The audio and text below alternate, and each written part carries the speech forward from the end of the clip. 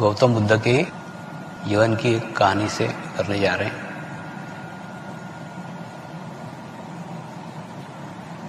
गौतम बुद्ध के जीवन काल की घटना है। एक गरीब किसान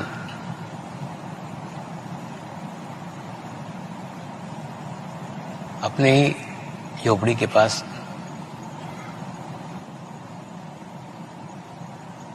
एक छोटे से तालाब में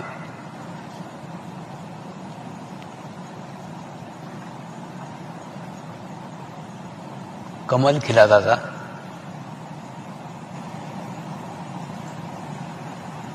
और वो विशिष्ट जाति के स्वर्ण कमल थे और उसकी खूब इच्छा थी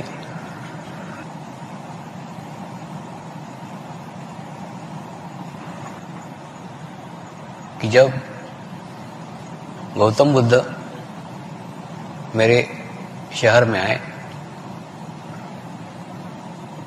तब मैं उसे अपने तालाब का एक अच्छा सा कमल भेंट करूं। लेकिन संयोग ये बनता था, जब गौतम बुद्ध आते थे तब कमल नहीं खिलते थे, और जब कमल खिलते थे तब गौतम बुद्ध नहीं रहते थे। ऐसा कई दिनों तक हुआ। लेकिन एक दिन ऐसा संयोग हुआ कि उनके शहर में गौतम बुद्ध भी आए हुए थे और इसके तालाब में कमल भी खिला हुआ था। तो बहुत खुश हुआ, बहुत प्रसन्न हुआ, और प्रसन्न होकर के उसने वो कमल का फूल तोड़ा और गौतम बुद्ध को भेंट देने के लिए निकल पड़ा। जैसे ही शहर की सीमा में प्रवेश किया, उसको एक कोतवाल मिला। उसने उसको एक स्वर्ण मुद्रा का लालच दिया कि एक स्वर्ण मुद्रा तुझे देता हूं, ये कमल का फूल मुझे दे दे। उसने कहा नहीं, ये मैं स्वयं उनको भेंट देना चाहता हूं। थोड़े और आगे गया तो जैसे ही नगर तक पहुंचा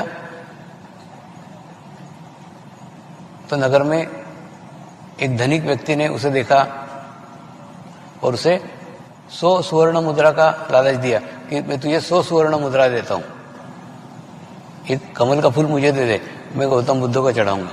उसने कहा नहीं, मेरी इच्छा है कि ये मैं गौतम बुद्ध को भेंट करूं, इसलिए मैं नहीं बेचूंगा। फिर और आगे गया,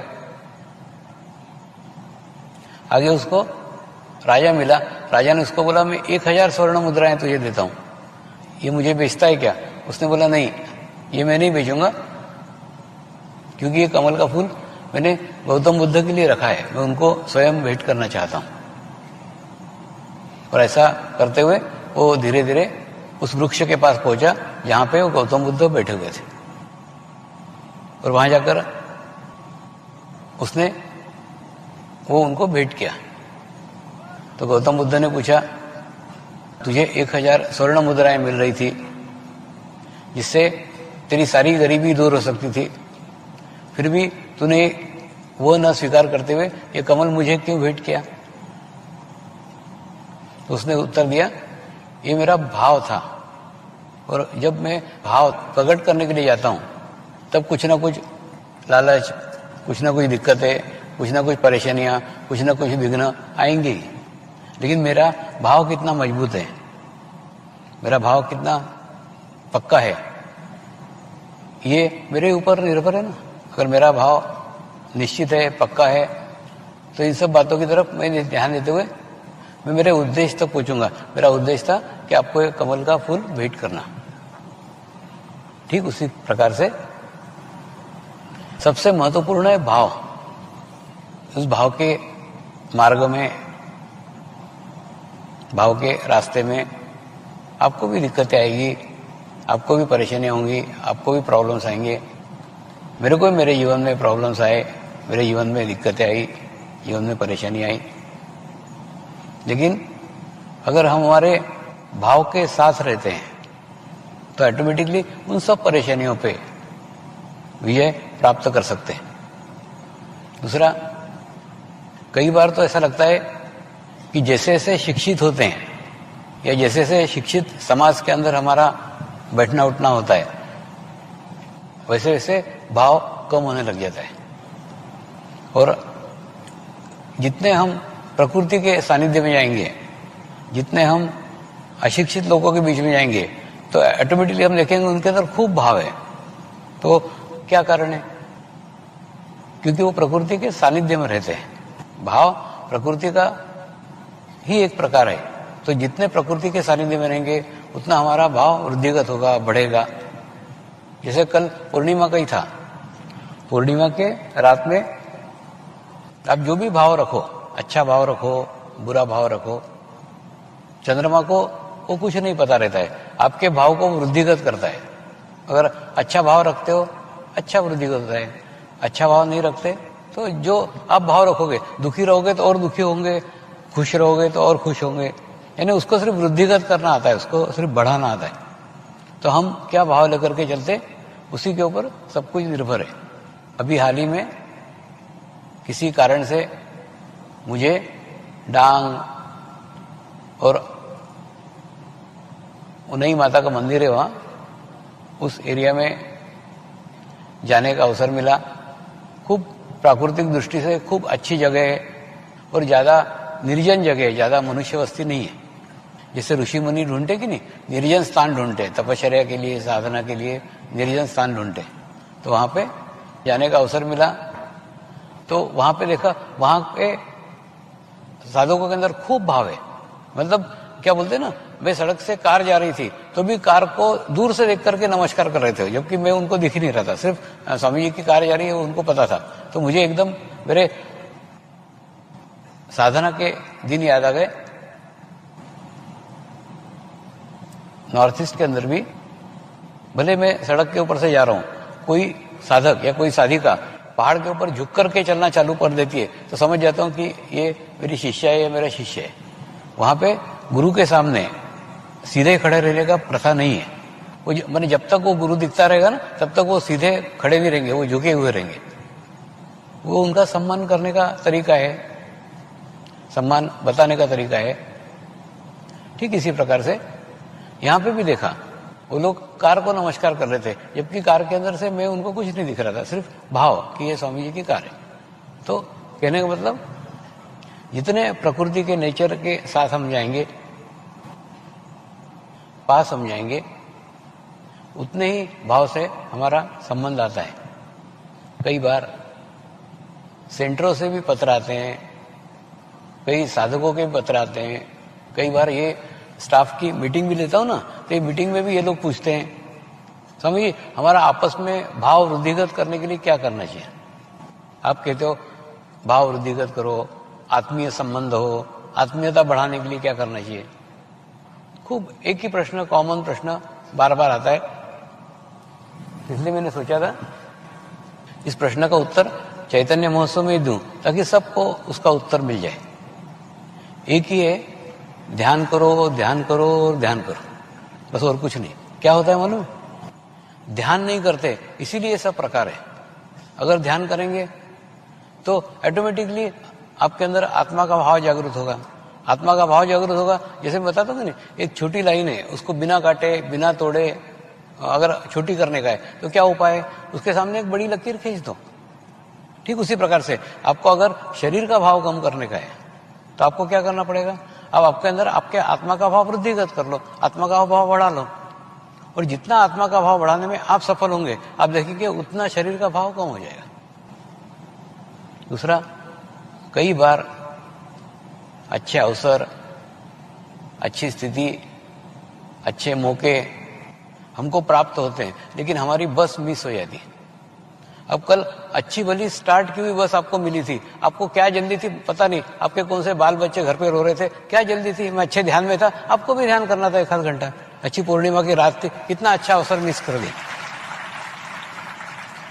और मेरे पीछे लगे, उठो उठो उठो करके, क्या जरूरत थी?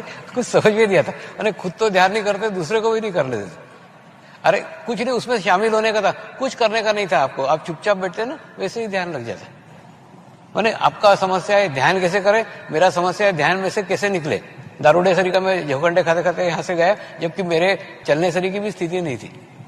तो इसमें क्या प्रकार है मानो, मैं अभी मेरे ऊपर ही रिसर्च कर रहा हूं, मैं मेरे ऊपर ही प्रयोग कर रहा हूं कि साधकों का ध्यान लगता नहीं मतलब क्या होता है, साधकों को विचार आते हैं मतलब क्या होते हैं, उसका एक देखो एक्चुअली कुछ नहीं है।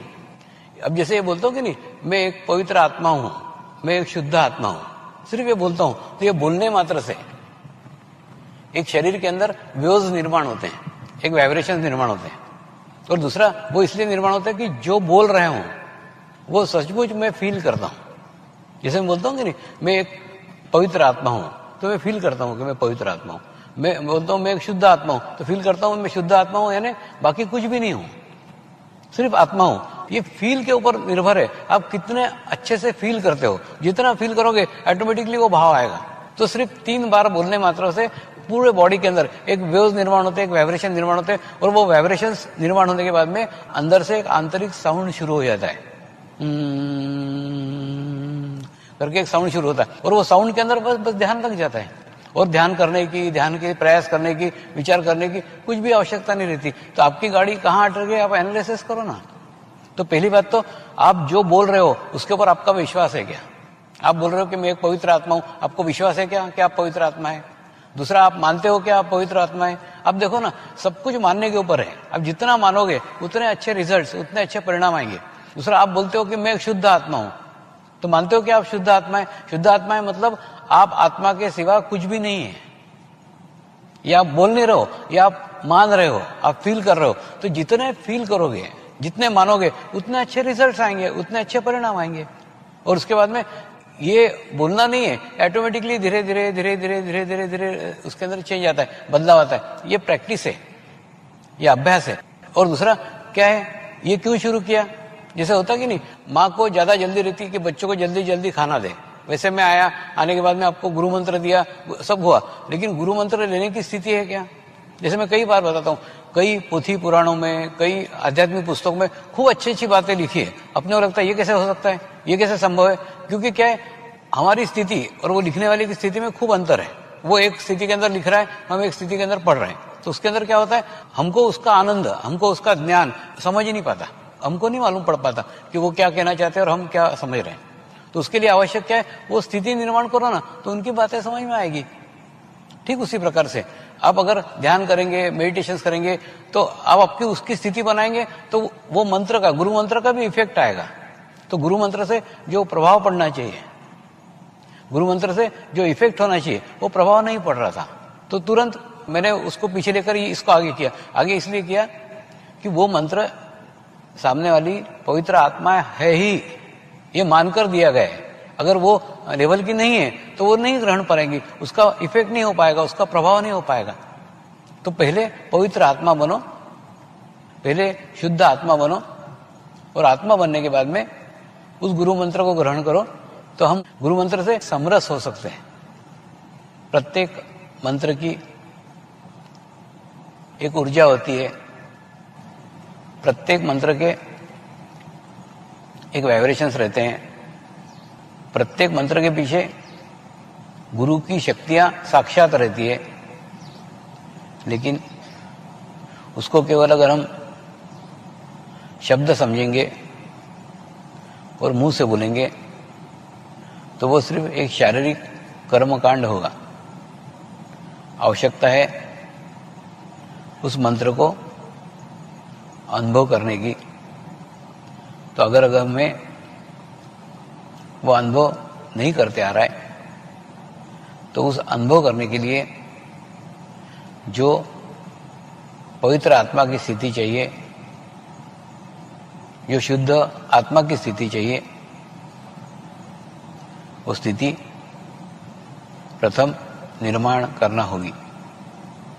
मैं एक पवित्र आत्मा हूं, यह कहना ही काफी नहीं है, आपको फील करना पड़ेगा। आपने अलग अलग भाषाओं में जन्म लिया, फिर भी आपकी पवित्रता जैसी की वैसी बनी हुई है। आपने अलग अलग धर्मों में जन्म लिया तो भी आपके आत्मा की पवित्रता वैसी की वैसी बनी हुई है। आपने अलग अलग देशों में जन्म लिया फिर भी आपके आत्मा की पवित्रता जैसी की वैसी बनी हुई है। आपने अलग अलग लिंग धारण किए फिर भी आपके आत्मा की पवित्रता वैसी की वैसी बनी हुई है। यानी भाषा का, जाति का, लिंग का, देश का, धर्म का, संप्रदाय का इस आत्मा के ऊपर कोई स्थायी प्रभाव नहीं पड़ता। उस आत्मा की पवित्रता सदैव बनी ही रहती है।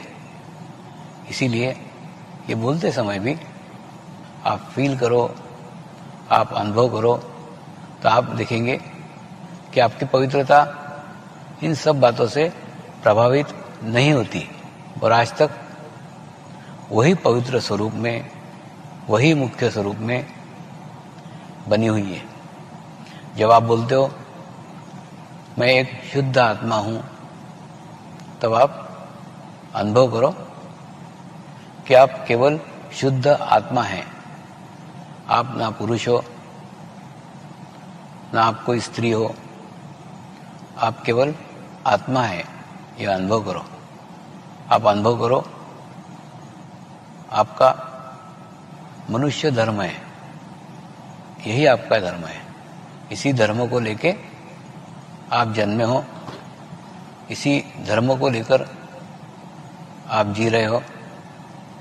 दूसरा, आप जब कहते हो कि मैं शुद्ध आत्मा हूं, तब आप अनुभव करो आपकी शरीर की भाषा कुछ भी हो सकती है। आपको केवल एक ही भाषा का ज्ञान है, वो भाषा है चैतन्य की भाषा, वाइब्रेशंस की भाषा। वो एक ही भाषा जो सारे विश्व के अंदर संचालित है, ये एक ही भाषा है। विश्व से आप संपर्क स्थापित कर सकते हैं। आप जब कहते हैं कि मैं शुद्ध आत्मा हूं, तो अब आप महसूस करो कि आपके कोई रिलेटिव नहीं है, आपके कोई रिश्ते नहीं है, आपके कोई नाते नहीं है। आपका एक ही नाता है कि आप मनुष्य हैं और सारे मनुष्यों से एक सा संबंध है। वो संबंध है मानवता का। ये जितना फील करोगे, जितना अनुभव करोगे, उतना ही आपकी आत्मा शुद्ध शुद्ध और शुद्ध स्वरूप को प्राप्त करती जाएगी। और जितने आत्मा को शुद्ध करोगे, आत्मा को पवित्र करोगे, उतना ही आपकी भी आत्मा एक अच्छा माध्यम बनेगी। अच्छे भाव से आप कहीं भी जुड़ पाएंगे और जुड़ने के बाद में प्रकृति से आपकी समरसता स्थापित होगी। प्रकृति से समरसता स्थापित करने का भाव से अच्छा कोई माध्यम नहीं है। अभी हाल ही की घटना बताता हूँ। यहाँ पे 31 तारीख को नीलोफर नाम का खूब बड़ा तूफान आने वाला था और वो तूफान का टारगेट नलिया था और खूब सारे साधकों के प्रार्थना धाम में प्रार्थनाएं आ रही थी। जो परिचित साधक थे उनके मेरे को SMS आ रहे थे। सबको मैंने एक ही उत्तर दिया था, वो कच्छ में नहीं आएगा। उसकी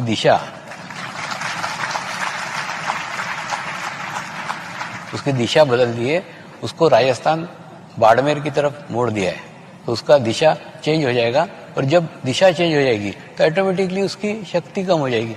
लेकिन जिस प्रकार से जैसे एक 10 फीट के एरिया में कोई तूफान रुका हुआ है, उसको अगर हम 40 फीट में कर देते हैं तो वो वहीं उसकी शक्ति पूर्णतः समाप्त हो जाती है। वो जो शक्ति सोची थी ना, उतनी भी मैंने वो बाड़मेर तक भी नहीं पहुंचा, वो समुद्र के अंदर ही समाप्त हो गया। दूसरा, इसके अंदर भी ये कैसे संभव हुआ?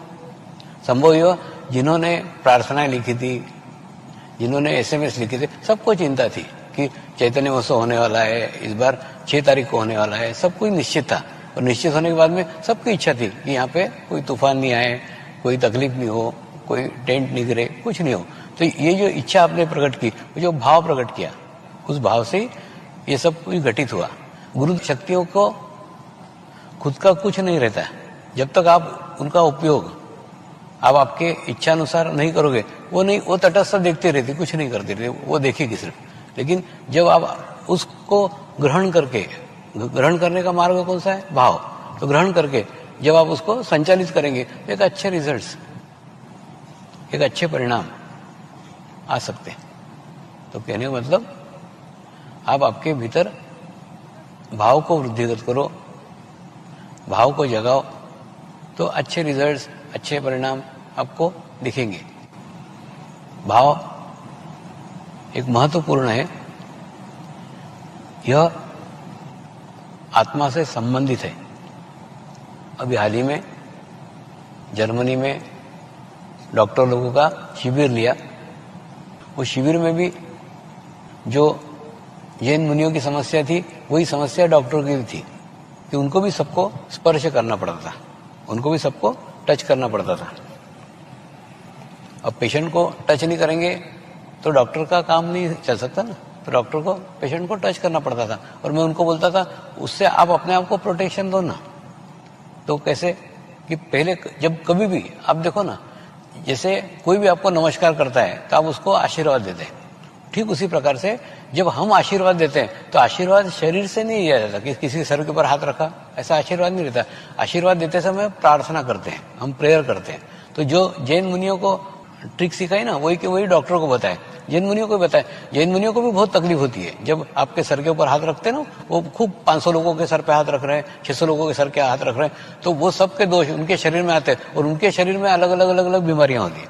तो उनको क्या मैंने बताया कि जैसे आप टच करते हो ना, स्पर्श करते हो, उस समय आप आपके देवता से, आप आपके गुरु से कनेक्ट हो जाओ और कनेक्ट होकर उनके लिए प्रार्थना करो। जिसको आप स्पर्श कर रहे हो शरीर से, उसके लिए आपके चित्त से भी प्रार्थना होनी चाहिए, आपके अंदर वो प्रार्थना का भाव आना चाहिए। तो जैसे ही भाव आएगा तो क्या होगा, आप माध्यम बन जाओगे, आप पाइप बन जाओगे, तो ऊपर की एनर्जी आपके माध्यम से उस तक पहुंच जाएगी और सचमुच उसका भला होगा। एक और दूसरा, आपका कुछ भी बुरा नहीं होगा, आपको कोई भी दोष नहीं आएंगे। ठीक उसी प्रकार से वो डॉक्टर को बताया, जब आप पेशेंट को देखते हो तो देखते समय वो भाव लाओ ना, एक अच्छा भाव लाओ कि वो अच्छा होना चाहिए, उसका कल्याण हो, उसका स्वास्थ्य जल्दी अच्छा हो, ऐसी प्रार्थनाएं करो, ऐसी प्रेयर करो। तो प्रार्थना के भाव के साथ आप किसी भी पेशेंट को देखो तो पेशेंट का कोई भी बुरा इफेक्ट आपके ऊपर नहीं पड़ेगा। तो खूब अच्छा शिविर जर्मनी में संपन्न हुआ, अलग अलग देशों के डॉक्टर्स उसके अंदर शामिल हुए थे। और उसके अंदर एक नया प्रश्न, एक डॉक्टर ने पूछा, मेरे को कोई भी नया प्रश्न पूछता है ना तो मुझे थोड़ा अच्छा लगता है कि मैंने कुछ नए फील्ड के अंदर विचार हुआ। तो एक डॉक्टर ने प्रश्न पूछा, उसने एक सीडी का नाम बताया, उसने बताया ये अगर सीडी मैं आधा घंटा सुनता हूं तो मेरे को निर्विचारता का स्थिति प्राप्त हो जाता है। और रोज मैं सुनता हूँ, ये रोज सवेरे ये सीडी सुनता हूं तो एक आधा घंटा मेरे को निर्विचारता स्थिति प्राप्त हो जाती है। तो फिर जीवंत गुरु की क्या आवश्यकता है? तो उसके बाद में उसका उत्तर ये दिया गया कि जैसे हम कोई फिल्मी गाना सुनते हैं तो हमको थोड़ी देर के लिए अच्छा लगता है कि हाँ रिलैक्स हो गया, अच्छा लगा, लेकिन वो गाना हमारे ऊपर कोई संस्कार नहीं करता। अगर हम कोई क्लासिकल राग सुनते हैं ना तो क्लासिकल राग हमारे लीवर के ऊपर, हमारे हृदय के ऊपर, हमारे ब्रेन के ऊपर एक अच्छा इफेक्ट, अच्छा प्रभाव डालता है। ये क्लासिकल संगीत का विशेषता है। ठीक उसी प्रकार से सीडी का है। सीडी हो सकता है तो सीडी भी काय की थी, नदी का, झरने का पानी, समुद्र के लहरों का पानी, ऐसी उसकी आवाजें थी उसके अंदर। तो वो सीडी सुनने मात्र से हो सकता था आधे घंटे के लिए निर्विचारता का स्थिति प्राप्त हो जाए, लेकिन वो सीडी संस्कार नहीं कर सकती। जैसे क्या बोलते हैं ना, गुरु दारू नहीं पीता है तो संस्कार होगा शिष्य के ऊपर, उसकी दारू छूट जाएगी। इस प्रकार के कोई अच्छे संस्कार वो सीडी नहीं कर सकती, क्योंकि सीडी निर्जीव है। इसलिए सीडी संस्कार का कार्य नहीं कर सकती, जीवंत गुरु संस्कार का कार्य कर सकता है। सीडी से निर्विचारता का स्थिति प्राप्त हो सकती है, लेकिन ध्यान नहीं लग सकता। निर्विचारता का स्थिति और ध्यान में खूब अंतर है। अभी कई लोगों को यही कंसेप्ट नहीं क्लियर हुआ है कि निर्विचारता का स्थिति